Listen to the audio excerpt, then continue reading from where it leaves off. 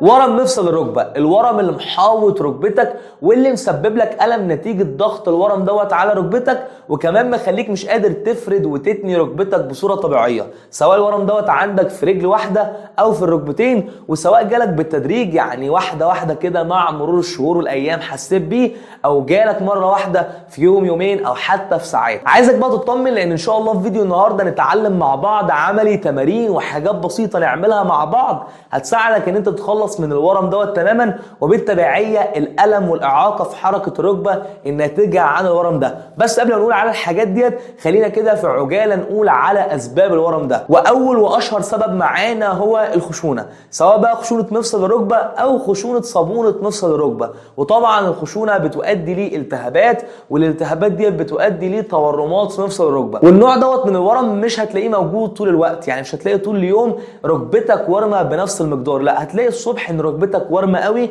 لما تتحرك شويه تلاقي الورم قل شويه، ولكن لما تقف كتير وقت كتير على رجليك هتلاقي الورم زاد تاني. فالورم في الحاله ديت ما بيكونش ثابت، لا هتحس ان هو بيقل وبيزيد تاني، ودوت كده كان اول سبب معانا. تاني سبب معانا ببساطه جدا هو ورم كاذب. ليه ورم كاذب؟ لان هو ما بيكونش فيه ورم في الركبه ولا حاجه، ولكن انت بتهيأ لك، ودوت بيكون نتيجه ضعف في عضلات الفخذ.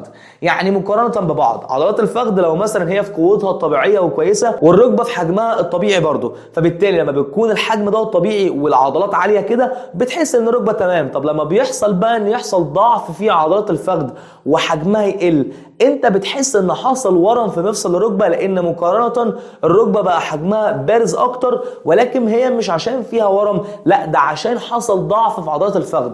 عضلات الفخذ ديت اللي بيحصل فيها ضعف نتيجه ان انت مثلا ما بقتش تتحرك كتير وتعمل مجهود كتير، ان انت مثلا كنت مصاب وريحت فتره طويله فحصل ضعف في عضلات الفخذ. ودوت كده كان تاني سبب معانا، واللي بيكون ورم كاذب وما بيكونش نتيجه ورم حقيقي في مفصل الركبه، لا ده بيكون نتيجه ضعف في عضلات الفخذ. ثالث سبب معانا هو حاجه اسمها بيرسايتس او التهابات في حاجه اسمها بيرسا.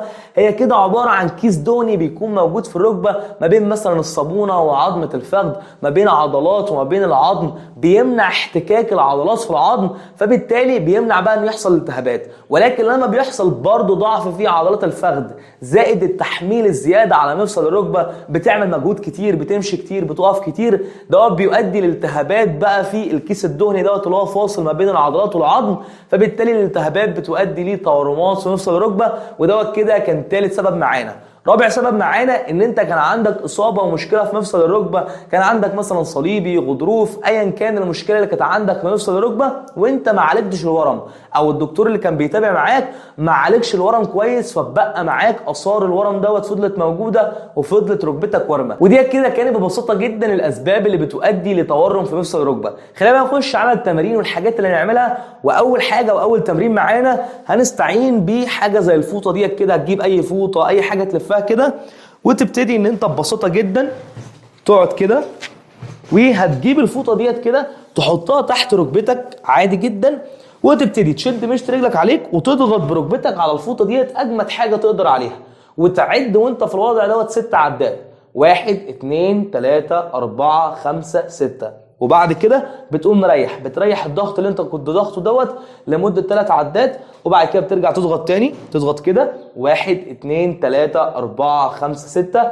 وبعد كده تريح 3 عدات، وهكذا 6 عدات انت ضاغط بركبتك على الفوطه، و3 عدات انت مريح، وتعمل الحكايه ديت لمده 30 مره. ودوت كده كان اول تمرين معانا. ونعين بقى الفوطه ونيجي للتمرين الثاني معانا.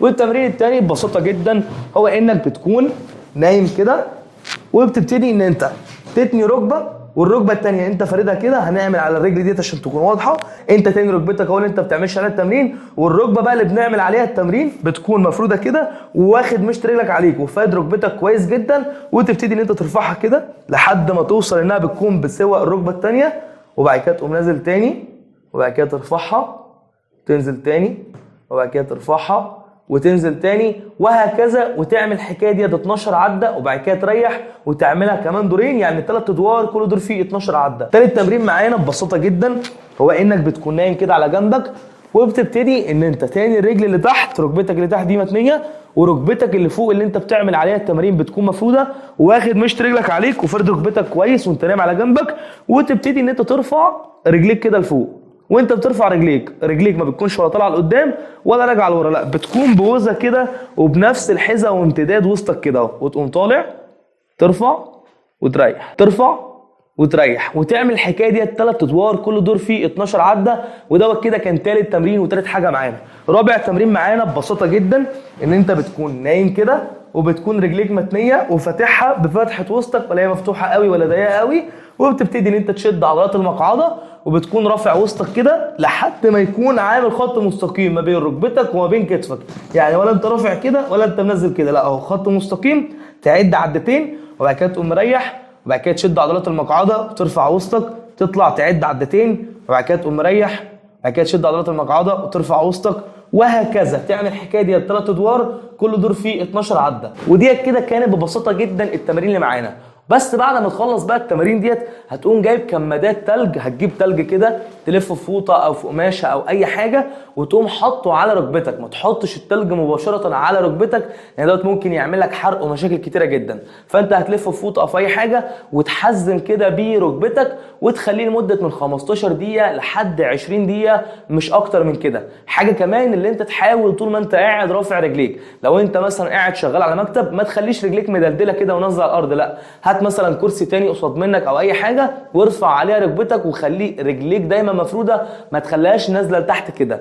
او لو انت نايم خلي مثلا في مخدتين تحت رجليك بحيث ان ركبتك برده تكون مرفوعه، ده برده بيساعد جدا على ان التورم دوت يقل. ودي كده كانت ببساطه جدا ايه التمارين والحاجات اللي ان شاء الله لما تمشي عليها مره واحده بس في اليوم كل يوم هتلاقي ان الورم اللي موجود في ركبتك بيقل. وطبعا لو الورم دوت موجود في ركبه واحده هتعمله في الركبه واحده ديت، لو موجود في الركبتين هتعمله في الناحيتين، ولكن انا افضل ان انت تعمل التمارين في الناحيتين حتى لو كان الورم موجود في ركبه واحده بس. ودي كده ما كانتش كل الاسباب اللي بتؤدي لتورم مفصل الركبه، لا ده دي كده كانت الاسباب اللي بتيجي مع الوقت، يعني مش هتلاقيها جت مره واحده واللي التمارين هتكون مفيده جدا جدا ان شاء الله ليها. ولكن في سبب تاني مهم جدا لتورم مفصل الركبه ولكن ما بيجيش تدريجيا مع الوقت، لا انت هتلاقي مثلا في يوم يومين او حتى ساعات ركبتك ورمت جدا، وده بيكون نتيجه مشكله او اصابه في مفصل الركبه، سواء مثلا لا قدر الله قطع في الصليب الامامي او الخلفي او الغضروف او كسر في الركبه او اي مشاكل في مفصل الركبه.